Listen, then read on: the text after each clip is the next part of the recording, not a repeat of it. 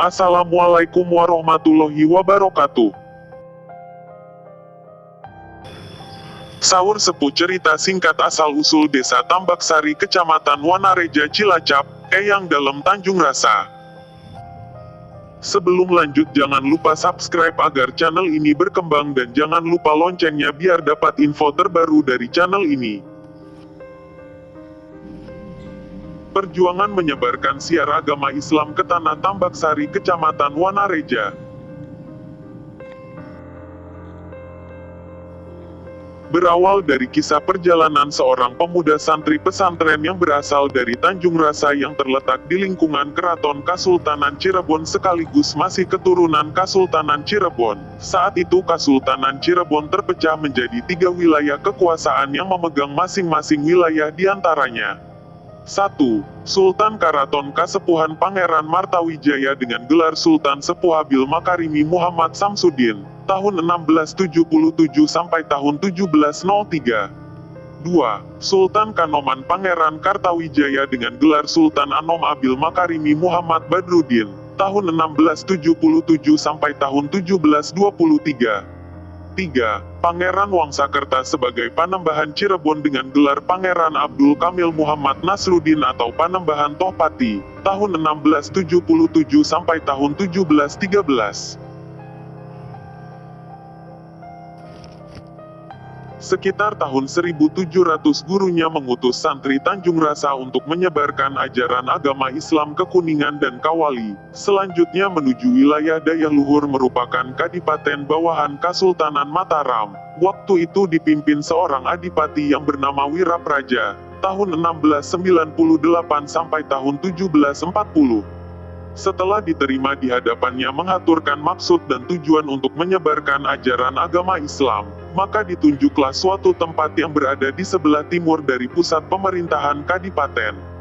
Bahkan beliau berpesan temuilah seorang ulama besar di pesantren Cicadas, masuk kadipaten Majenang, namanya Kiai Suradika, masih kerabat kerajaan Dayaluhur anak dari Mbah Ciptagati adik dari Prabu Raksagati Raja Kerajaan Dayaluhur Kefe dari Trah Pajajaran. Berangkatlah beliau menuju arah timur sesuai petunjuk adipati, menelusuri jalan setapak sawah Gintung Ciparahu, nama sekarang, melewati hutan lumba. Tibalah beliau di suatu tempat di atas perbukitan yang ditumbuhi pepohon yang sangat lebat. Di mana tempat tersebut terdapat sebuah perkampungan yang belum terlalu banyak penghuninya. Masyarakat menamakannya Kampung Pamalayan, yang dipimpin seorang kepala kampung yang bernama Ki Gedeng Tambak, istrinya bernama Nyi Sari mempunyai anak perempuan Nyi Ageng Tambak.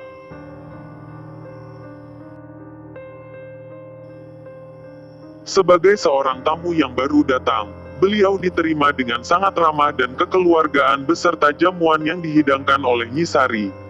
Setelah mengaturkan maksud dan tujuan kedatangannya, yaitu untuk menyebarkan ajaran agama Islam, akhirnya melalui ajakan dan ceramah mengenai ajaran yang dibawanya, maka masuklah keluarga Ki Gedeng Tambak beserta istri dan anaknya, begitu juga penduduk setempat semuanya memeluk agama Islam dan meninggalkan agama yang diajarkan karuhun leluhurnya.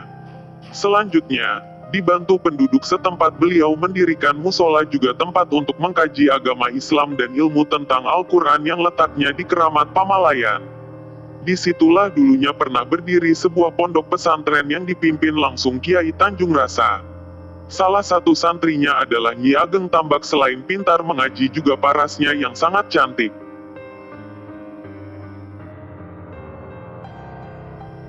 Suatu hari Kiai Tanjung Rasa berkunjung ke rumah Ki Gedeng Tambak hendak melamar anaknya yaitu Nyi Ageng Tambak untuk diperistri.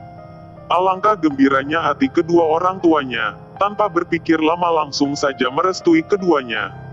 Tidak ada sumber yang menyebutkan hari, tanggal dan tahun berapa dilangsungkan pernikahannya tersebut. Ada yang menyebutkan sudah bertahun-tahun lamanya tidak dikarunia anak satupun alias gabuk tidak punya keturunan. Faktanya sampai sekarang tidak ada seorang pun yang mengaku sebagai terah keturunan dari Eyang Dalem Tanjung Rasa.